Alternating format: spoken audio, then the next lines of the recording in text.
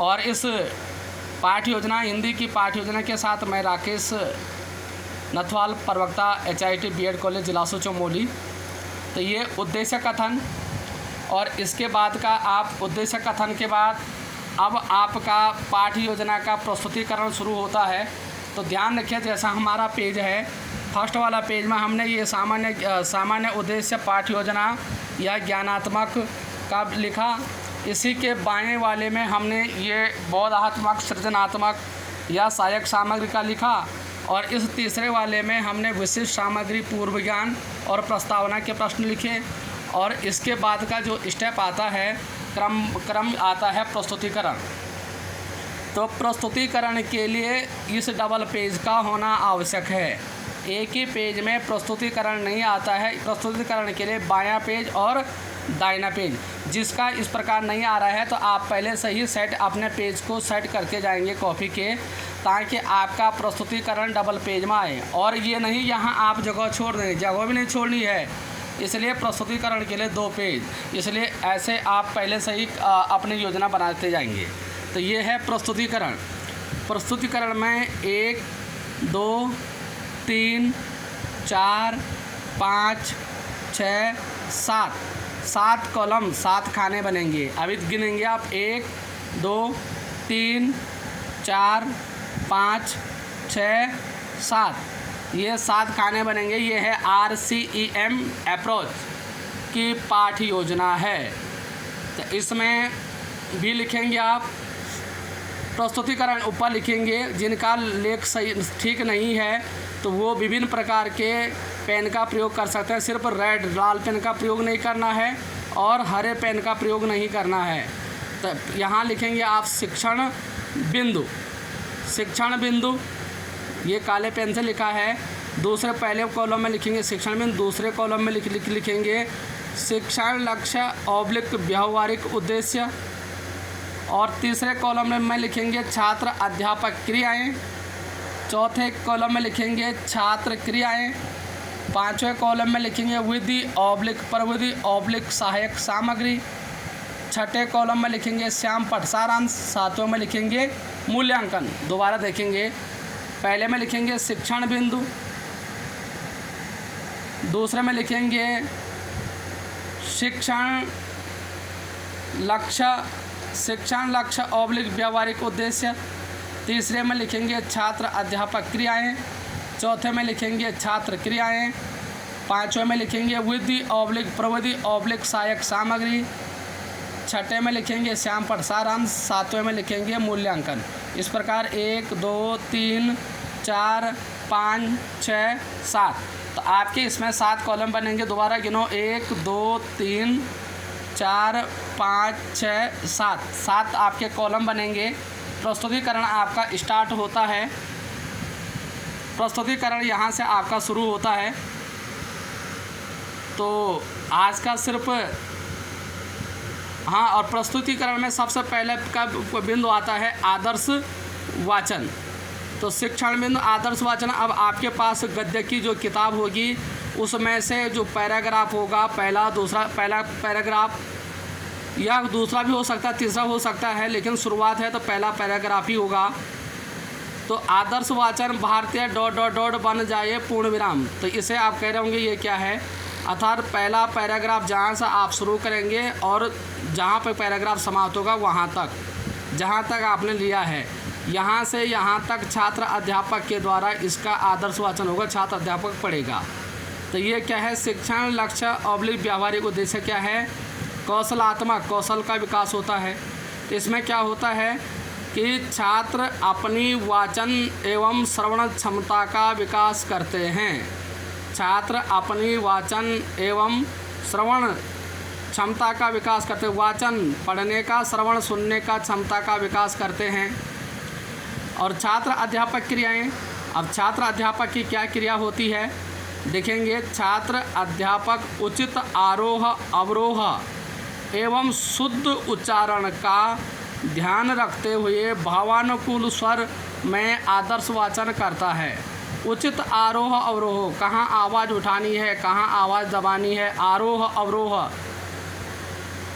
एवं शुद्ध उच्चारण, एकदम शुद्ध उच्चारण शुद्ध उच्चारण का ध्यान रखते हुए भावानुकूल स्वर में आदर्श वाचन करता है। अर्थात छात्र अध्यापक अब उस गद्य खंड को पढ़ता है, छात्रों के समक्ष आरोह अवरोह का ध्यान रखता है, शुद्ध उच्चारण का ध्यान रखता है, भावानुकूल स्वर में आदर्श वाचन करता है। ये आपके लेसन प्लान में भी लिखा है, इसके तहत आप चलेंगे, समझने में सहायता। जब छात्र अध्यापक गद्य खंड को पढ़ता है तो छात्र क्या करते हैं, छात्र क्रियाएं लिखा है। छात्र ध्यानपूर्वक सुनते हैं, छात्र ध्यानपूर्वक सुनते हैं। छात्रों के पास किताब होगी, उनको कहना अपने किताब में गद्य खंड देखो, तो वो ध्यानपूर्वक सुनते हैं। अब विधि ऑब्लिक प्रविधि ऑब्लिक सहायक सामग्री क्या है, स्पष्ट वाचन विधि। क्योंकि स्पष्ट वाचन विधि इसलिए हुआ कि छात्र अध्यापक इसको पढ़ रहा है। श्याम पर सारांश अभी कुछ नहीं है इसलिए छोड़ दिया है। मूल्यांकन अभी प्रश्न कुछ नहीं पूछा गया है इसलिए छोड़ दिया है। तो कहने का तात्पर्य यहाँ पर लिखा था आपने आदर्श वाचन, तो आदर्श वाचन के बराबर इसी वाले में ठीक दूसरे कॉलम में ऐसे सीध में यही कौशलात्मक लिखेंगे। इसके बाद आप लिखना शुरू यही करेंगे, जैसे छात्र अध्यापक उचित आरोह अवरोह एवं शुद्ध उच्चारण का ध्यान रखते हुए भावानुकूल स्वर में आदर्श वाचन करता है। यहाँ आप इस प्रकार से इसी लाइन को आगे बढ़ाएं। फिर इसी के सीध में ये छात्र ध्यानपूर्वक सुनते हैं, और फिर स्पष्ट वाचन विधि ये काले पेन से लिखा गया है, और यहाँ दोनों कुछ नहीं है, अभी प्रोसेस नहीं, इसलिए इसको छोड़ दिया है। अब इसमें होता क्या है, जब दूसरा स्टेप आएगा तो जहाँ पे ये बन जाए, ये पहले वाला पैरा पूरा समाप्त हो रहा है, तो सेकंड पैरे के लिए तब पकड़ना है कठिन शब्दोच्चारण अभ्यास। तो ये हाँ, और हमने गद्य खंड नहीं पढ़ा था। अब गद्य खंड क्या है, क्योंकि आदर्श वाचन भारतीय डॉडर बन जाए। अब ये क्या है, गद्य खंड उदाहरण के लिए ये मेरी किताब है, किताब को बाएं हाथ से पकड़ते हैं, बाएं हाथ से किताब को पकड़ते हैं। आपको बता देंगे किताब किस प्रकार पकड़ते हैं। और किताब को बाएं हाथ से, ये तो उड़ रहा है अभी, हालांकि इस पे किताब को बाएं हाथ से इस प्रकार पकड़ा जाता है। ये 2 उंगलियां पीछे और 1 उंगली बीच में, इस प्रकार से। ये देखो, ये हमने बाएं हाथ से किताब पकड़ने की कोशिश की है।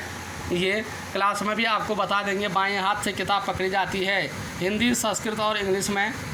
अब इसमें उदाहरण के लिए ये हमारा गद्य खंड है, मेरी अंतिम अभिलाषा, मेरी अंतिम अभिलाषा। अब क्या है, भारतीय जनता से मुझे, इसके छात्र अध्यापक पढ़ेगा, भारतीय जनता से मुझे इतना प्रेम और स्नेह मिला है कि मैं चाहे जो कुछ भी क्यों न करूं, उसके अल्पांश का भी बदला नहीं चुका सकता। और सच तो यह है कि प्रेम जैसी अमूल्य वस्तु का बदला चुकाया भी नहीं जा सकता। अपने अनगिनत साथियों और सहकर्मियों के अनुग्रह का मैं और भी अधिक ऋणी हूँ। पूर्ण विराम। हम लोगों ने बड़े बड़े कार्यों को हाथ में लिया और कंधे से कंधा मिलाकर हम उन्हें करते रहे तथा उन सफलताओं और विपत्तियों में साझीदार रहे। पूर्ण विराम। मेरी इच्छा है कि मरने के बाद मेरा दाह संस्कार कर दिया जाए और मेरी भस्म प्रयाग भेज दी जाए, उसकी एक मुट्ठी गंगा में प्रवाहित कर दी जाए। भस्म का कुछ भी भाग न तो बचाया जाए और न ही सुरक्षित रखा जाए। यदि भी मैंने अधिकांश पुरानी परंपराओं और रस्मों को छोड़ दिया है, मैं चाहता हूँ कि भारत उन बंधनों से अपने को मुक्त कर ले जो उसे जकड़े हुए हैं और आगे नहीं बढ़ने दे, जो लोगों में फूट डालते हैं और अधिकांश को दबाए रखते हैं। मुझे उस उत्तराधिकार पर गर्व है जो हमें प्राप्त हुआ है।